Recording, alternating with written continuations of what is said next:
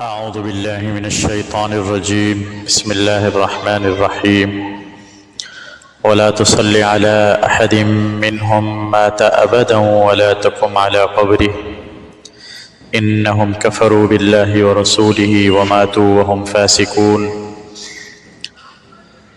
ولا تعجبك أموالهم وأولادهم إنما يريد الله أن يعذبهم بها في الدنيا وتزهق أنفسهم وهم كافرون.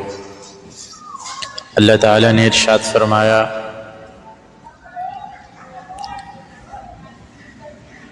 اور آپ نماز نہ پڑھیں کبھی بھی اس شخص پر جو ان میں سے مر جائے، اور نہ ہی آپ اس کی قبر پر کھڑے ہوں، بے شک ان لوگوں نے انکار کیا ہے اللہ کا اور اللہ کے رسول کا،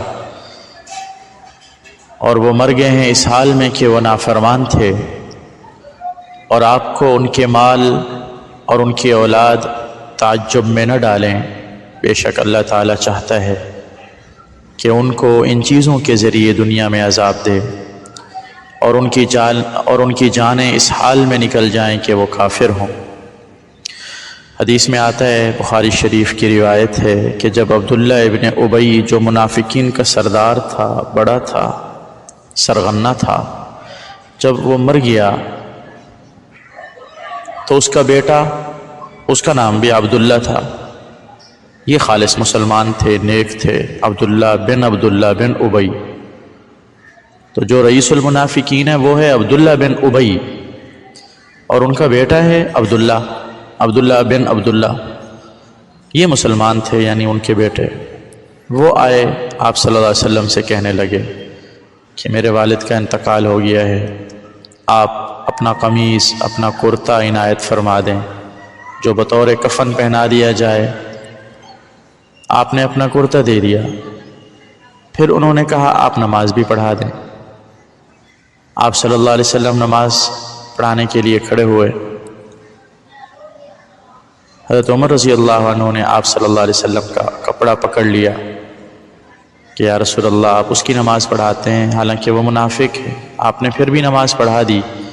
اس پر پھر قرآن کریم کی یہ آیت نازل ہوئی، یعنی اس سے پہلے ممانعت کا حکم نہیں تھا، اس لیے آپ صلی اللہ علیہ وسلم نے نماز پڑھا دی تھی۔ پھر جب ممانعت کا حکم آ گیا اس آیت میں، پھر آپ نے کبھی کسی منافق کی نماز جنازہ نہیں پڑھائی۔ عبداللہ بن ابی کی نماز جنازہ پڑھانے میں کیا مصلحت تھی؟ اس بارے میں مفسرین نے لکھا ہے کہ ان کے بیٹے ایک مسلمان حضرت عبداللہ کی خوشی کے لیے، اور جس قبیلے سے تعلق تھا ابن ابی کا، یعنی قبیلہ خزرج، ان کی تالیف قلب کے لیے، ان کے دلوں کو نرم کرنے کے لیے، تاکہ وہ قریب رہیں۔ پھر آپ نے فرمایا کہ میرا کرتا اسے کیا فائدہ دے گا؟ کچھ بھی فائدہ نہیں دے گا۔ میں نے تو یہ عمل اس لیے کیا ہے کہ اس کی قوم کے 1000 آدمی مسلمان ہو جائیں، ہمارے قریب ہو جائیں۔ چونکہ وہ ایمان والا نہیں ہے تو میرے کرتے سے تو کچھ اس کا فائدہ ہونا ہی نہیں، اس لیے میں نے دے دیا۔ جب ایک فائدہ ہے ہی نہیں تو دینے میں کیا حرج؟ لیکن اس سے اور اچھے مقاصد حاصل کر لیا آپ نے فرمایا مجھے امید ہے کہ میرے اس عمل سے قبیلہ خزرج کے 1000 لوگ مسلمان ہو جائیں۔ چنانچہ ایسا ہوا، آپ کی امید برائی، ان لوگوں نے اسلام قبول کیا۔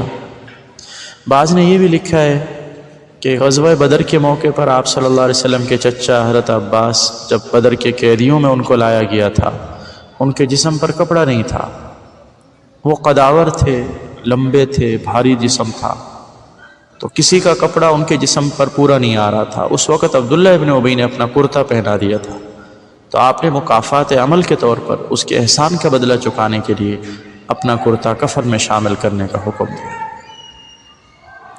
تو اللہ نے فرمایا کہ آپ نماز نہ پڑھیں اس کی جو ان میں سے مر گیا، یعنی منافق، کوئی بھی کافر، اس کی نماز جنازہ پڑھنا، مغفرت کی دعا کرنا، یہ سب چیزیں جائز نہیں ہیں۔ اور آپ ان میں سے کسی کی قبر پر کھڑے بھی نہ ہوں کسی بھی ارادے سے، دعا کے ارادے سے، کیونکہ وہ کافر ہیں، اللہ رسول کے منکر ہیں، مرے اس حال میں ہیں کہ وہ نافرمان ہی تھے، اور ان کے مال، ان کی اولاد سے آپ کو کوئی وہ نہ ہو، آپ کو تعجب میں نہ ڈالیں۔ اللہ نے ان کو مال و دولت اس لیے دیا ہے کہ اللہ چاہتے ہیں کہ اس کے ذریعے ان کو دنیا میں عذاب دے، مال کمانا، محنت کرنا، کوشش کرنا، اس کی فکر لگے رہنا، یہ بھی ایک طرح کا ایک فتنہ ہے، عذاب ہی ہے کہ بندہ مال میں لگا ہوا ہے، اور پھر اس مال کی کثرت کی وجہ سے بندہ اللہ رسول کو بھلا دے اور آخرت کے بڑے عذاب کا مستحق بن جائے، تو وہ مال تو ایک طرح سے راحت کا ذریعہ نہ ہوا، نقصان کا ذریعہ بن گیا۔ اللہ چاہتے ہیں کہ اس مال کے نتیجے میں وہ سرکشی ان کی بڑھے اور وہ اس حال میں مریں کہ وہ کافر، اس لیے ان کے مال کی وجہ سے آپ تعجب میں مبتلا نہ ہوں۔